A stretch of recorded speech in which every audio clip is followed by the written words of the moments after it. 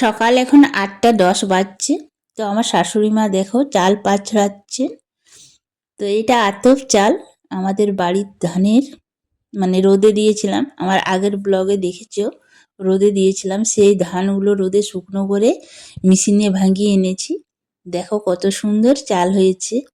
এই দেখো, এই চাল আবার শুকিয়ে আমরা চালের গুঁড়ো করব মেশিনে, মানে চালের গুঁড়ো করার জন্য মেশিনে আবার পাঠাবো। চালগুলোকে আবার রোদে দিয়ে শুকিয়ে নেব। তো নমস্কার সবাইকে, কেমন আছো সবাই? আশা করি সবাই ভালো আছো, আমরাও ভালো আছি। পাপিয়া আঁখি নতুন ব্লগ ভিডিওতে স্বাগত।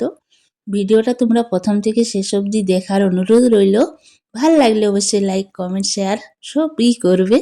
নতুন বন্ধুরা অবশ্যই সাবস্ক্রাইব করো, আমার পাশে থেকো।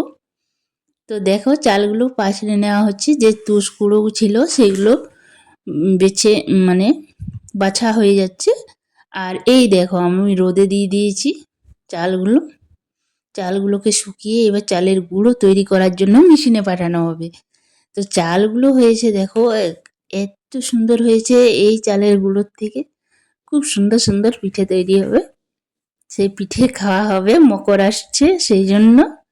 তো চালগুলোকে রোদে শুকিয়ে নিচ্ছে। এই দেখো ফুলের পাতা চলে আসছে, এগুলোকে শুকিয়ে নিচ্ছি।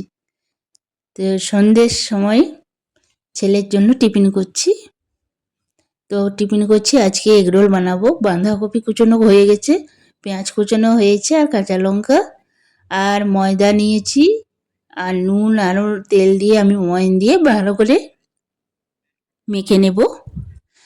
তো ভালো করে মেখে নিচ্ছি, ভালো করে ময়নটা আগে দিয়ে নিচ্ছি, নুন তেল ভালো করে দিচ্ছি, দিয়ে এবারে মেখে নেব। মেখে আমি ঢাকা দিয়ে 10 মিনিটের মতো রেখে দেব। তারপর আমি বাঁধাকপি পেঁয়াজ আর কাঁচা লঙ্কাটা একটু হালকা ভেজে নেব। তো দেখো ঢাকা দিয়ে রেখে দিয়েছি। আর ডিম নিয়েছি, আমি 2টো ডিমের এগ রোল বানাবো, সেই জন্য 2টো ডিম নেব। আর আমাদের জন্য অন্য খাবার হচ্ছে, সেই জন্য আর আজ আমরা এগ রোল খাবো না, সেই জন্য ছেলের জন্যই করছি। তো 2টো ডিম ভেঙে নিচ্ছি ওই বাটির মধ্যে। তো ভেঙে নিয়েছি 2টো ডিম। দেখো অল্প একটু নুন দিয়ে দিচ্ছি, নুন দিয়ে ভালো করে ফেটিয়ে নেব, তাহলে এগরোল করতে ভালো হয়। তো ভালো করে ফেটিয়ে মিশিয়ে নিচ্ছি। আর এদিকে ফ্রাইং প্যানটা আমি বসিয়ে দিয়েছি, অল্প একটু সাদা তেল দিয়ে দেব।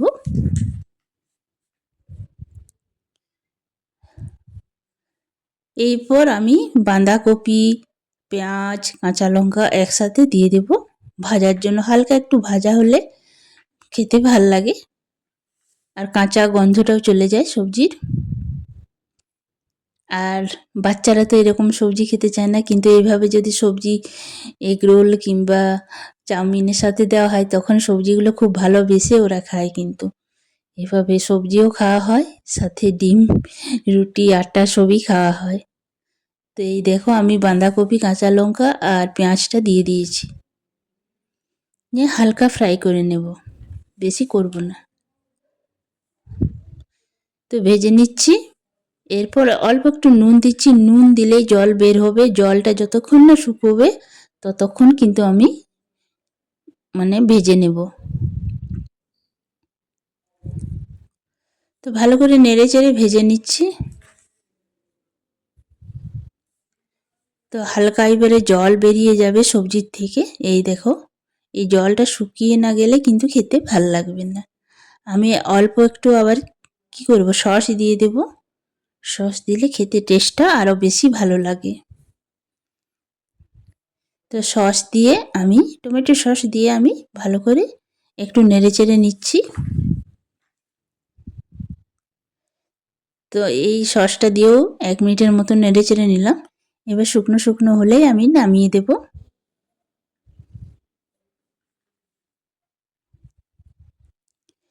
তো শুকনো শুকনো হয়ে এসছে, তোমাদেরকে দেখাচ্ছি। দেখো এই দেখো শুকনো শুকনো হয়ে গেছে, এবার আমি নামিয়ে নেব।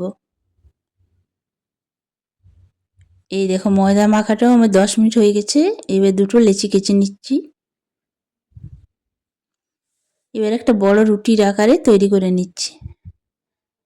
তেল দিয়ে বড় করে বেলে নিয়েছি, তারপরে হাত দিয়ে চেপে চেপে একটা বড় রুটি তৈরি করে নিচ্ছি। মোটা এগ রোল বানাবো, যাতে পেটটাও ভরে খেতেও ভাল লাগে, সেই জন্য মোটা মোটা এগ রোল বানাচ্ছি। তো রুটির মতন বেলা হয়ে গেছে, এবার দিয়ে দিয়েছি। এবার আমি ভেজে দেব।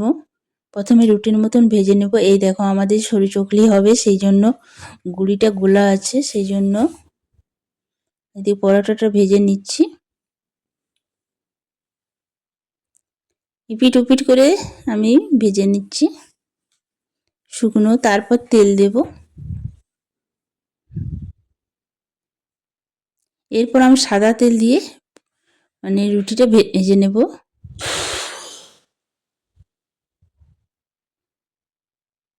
ভাজা হয়ে গেছে, মানে এদিক ওদিক করে আমি দুদিকেই ভেজে নিচ্ছি। দুপাশে ভালো করে ভেজে নিতে হবে, নইলে খেতে ভালো লাগবে না।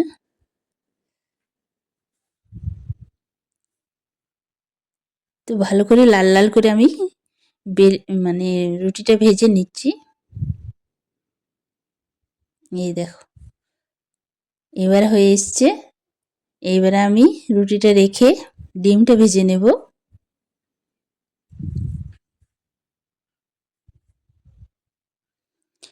তো রুটিটা রেখে দিয়েছি, এবারে আবার সাদা তেল দিচ্ছি ফ্রাইং প্যানে, নিয়ে ডিম দিয়ে দেব, অর্ধেকটা ডিম দিয়ে দেব।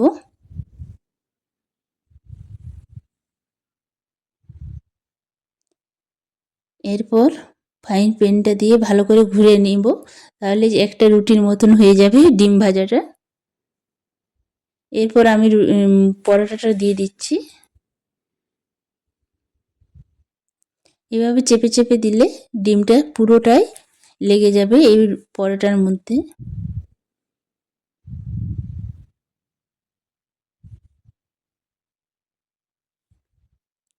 তো পুরোটা দেখো কি সুন্দরভাবে মানে ডিমটা লেগে আছে পুরোটাই। পুরোটা যদি ডিম না লাগে খুব খারাপ লাগে খেতে। এগরোল যদি এক সাইডটা না থাকে আর এক দিকটা ডিম থাকে, কিন্তু খেতে এতটা মজা লাগে না, ভালো লাগে না। তো ভাজা হয়ে গেছে, এইবার আমি সবজি যে ভেজে রেখেছিলাম ওইটাই দেব। তো সবজি ভাজাটা দিয়ে দিচ্ছি। এই দেখো পেঁয়াজ, কাঁচা লঙ্কা, টমেটো আর অল্প একটু সস দেওয়া ছিল, সেটা দিয়েই আমি দিয়েছি।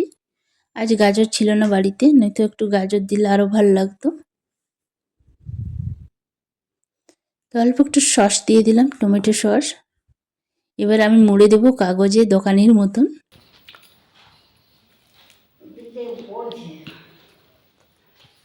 কেমন হয়েছে? ভালো হয়েছে? নুন ঠিক আছে?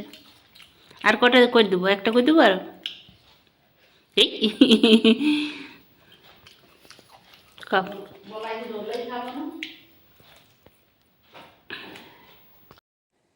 তো ছেলেদের এগ রোল, চাউমিন যাই দেবে তখন খুব ভাল লাগে, ভালোবেসে খুব খাবে। মানে তখন আর খিদে মানে প্রচুর বেড়ে যায়।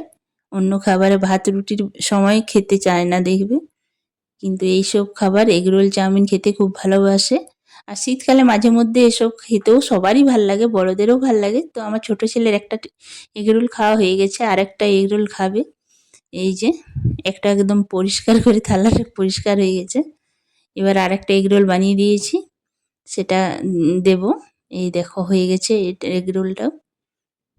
তো এইটাও ডিমটা পুরো লেগে গেছে দেখো পরোটার মধ্যে। এরকম লেগে থাকলে খুব ভাল লাগে, ডিম যদি পুরোটাই লেগে থাকে খেতেও ভাল লাগে।